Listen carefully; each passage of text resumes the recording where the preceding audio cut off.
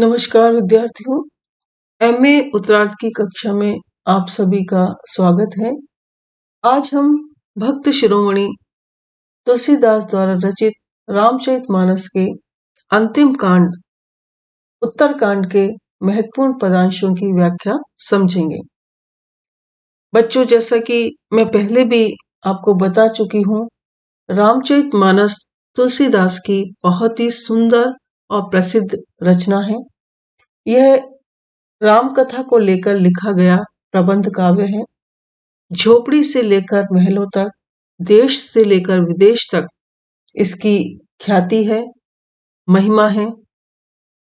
लोग बड़ी श्रद्धा से अपने घरों में इसको रखते हैं और नित्य ही सुबह शाम इसका पाठ करते हैं। इसमें जो उत्तरकांड है आपका, इसमें राम के राज्याभिषेक के बाद की घटनाओं का वर्णन है।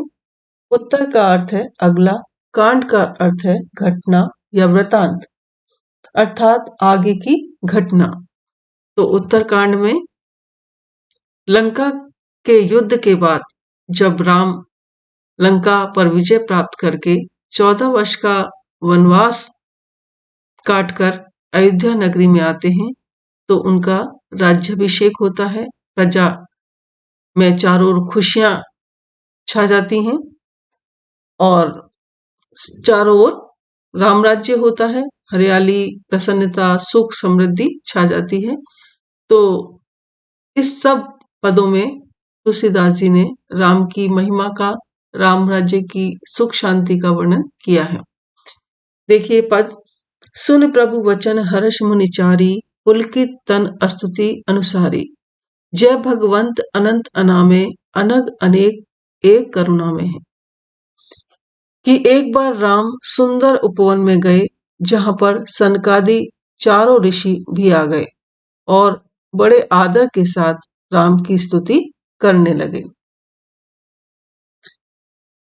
सुन प्रभु वचन हर्ष मुनि चारी, कि रामचंद्र जी की वाणी को सुनकर सनकादिक चारों मुनि अत्यंत प्रसन्न हुए और रोमांचित शरीर से उन्होंने उनकी स्तुति करनी आरंभ की।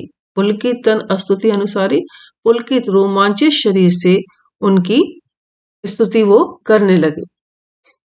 जय भगवंत अनंत अनामे, अनग अनेक एक करुणा में, कि हे भगवान, आप अनंत हैं, रोग रहित हैं, पाप रहित हैं, अनेक रूप वाले हैं, एक भी हैं और करुणा के सागर भी हैं।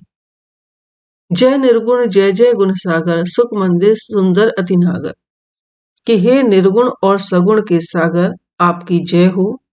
आप सुख के सागर, अत्यंत सुंदर और कुशल हैं। हे लक्ष्मीपति, हे पृथ्वी को धारण करने वाले, आप अलौकिक हैं, अजन्मा हैं, अनादि हैं और विश्व के सौंदर्य को रचने वाले हैं।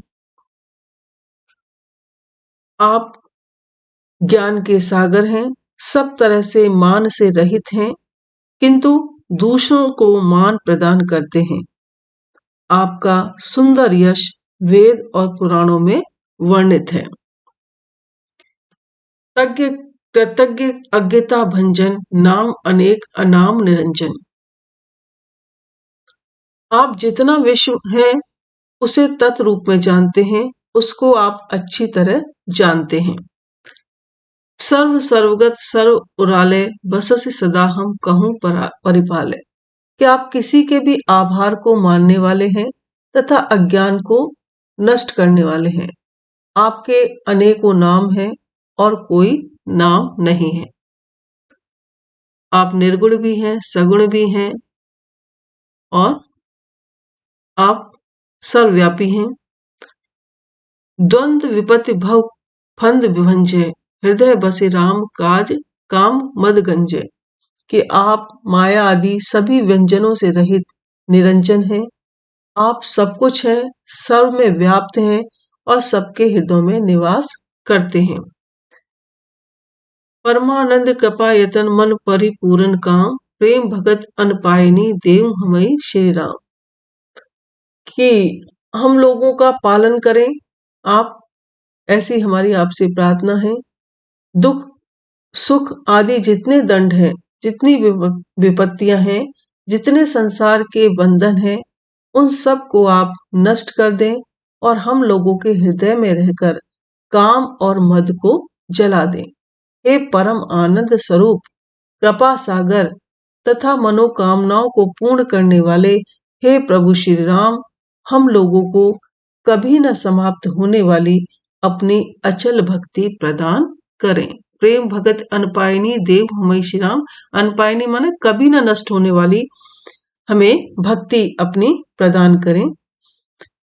तो यहाँ पर काव्य सौंदर्य के में रूप में आप लिख सकते हैं कि राम के निर्गुण रूप की यहाँ पर प्रतिष्ठा की है।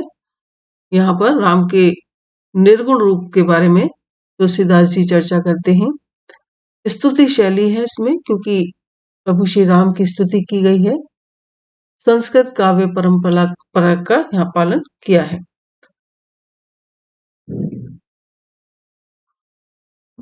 आगे देखिए, देव भगति रघुपति अति पावनी, तिरविर ताप भव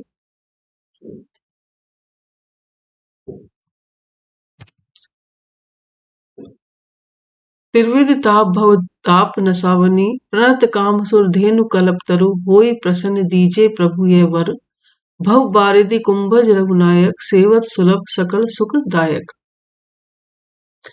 कि सनकादिक मुनि कहते हैं कि हे रामचंद्र, आप अपनी अत्यंत पवित्र भक्ति दें, जो दैहिक दैविक और भौतिक तीनों तापों को नष्ट करने वाली है। प्रणत काम सुर देहन कल्प तरु, होई प्रसन्न दीजिए प्रभु ये वर। कि आपकी जो भक्ति है वो शरणागतों के लिए, शरण में आए हुए लोगों के लिए कामधेनु और कल्प वृक्ष के समान है। जैसे कल्प वृक्ष के नीचे खड़ा होकर यदि कोई किसी चीज की कामना करता है तो उसकी मनोकामना तुरंत पूरी होती है, और कामधेनु भी सभी मनोकामनाओं को पूर्ण करने वाली है। ऐसे ही आपकी भक्ति भी जिसको प्राप्त होती है उसकी समस्त इच्छाओं की पूर्ति हो जाती है। भव बारिधि कुंभज रघुनायक, सेवत सुलभ सकल सुखदायक। कि हे रामचंद्र जी, आप संसार सागर को सुखाने के लिए अगस्त मुनि की तरह हैं। सेवा करने के लिए आप अत्यंत सुलभ तथा सभी सुखों को देने वाले हैं। मन से उत्पन्न होने वाले अथवा कामदेव से प्राप्त होने वाले सभी विषम दुखों को आप नष्ट करें।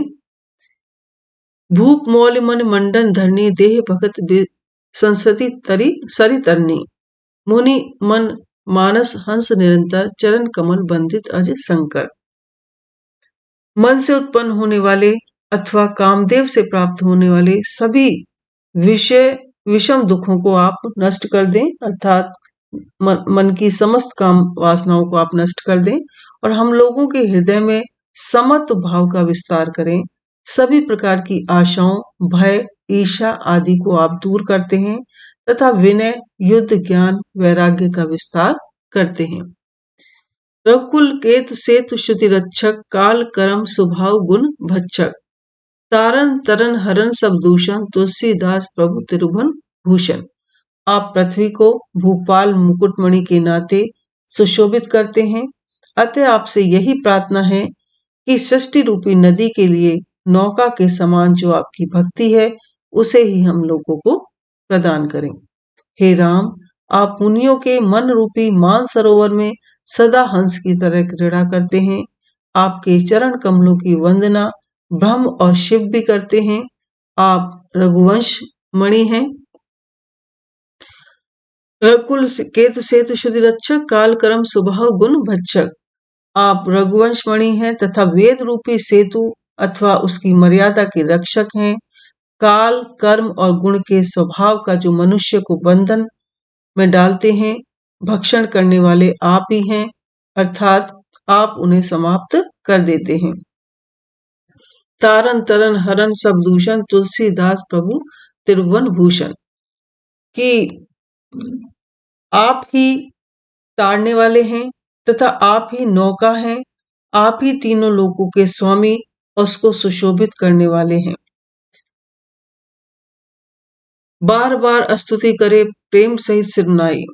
कि कलयुग में होने वाले तुलसीदास कि प्रभु आप ही हैं। इस प्रकार बार बार स्तुति करके और प्रेम पूर्वक प्रणाम करके सनकादि मुनि आप अपना चाहा हुआ वरदान प्राप्त करके ब्रह्मलोक को चले गए। ब्रह्म भवन सनकादिक गे अति अभिष्ट वर पाई। अभिष्ट वरदान पाकर, प्रभु श्री राम की भक्ति का वरदान पाकर सनकादिक ऋषि अपने अपने लोक को चले गए। यहाँ पर राम की भक्ति और उसके महत्व का प्रतिपादन किया है तुलसीदास जी ने। रूपक, उपमा, अनुप्रास अलंकार है इसमें। धन्यवाद।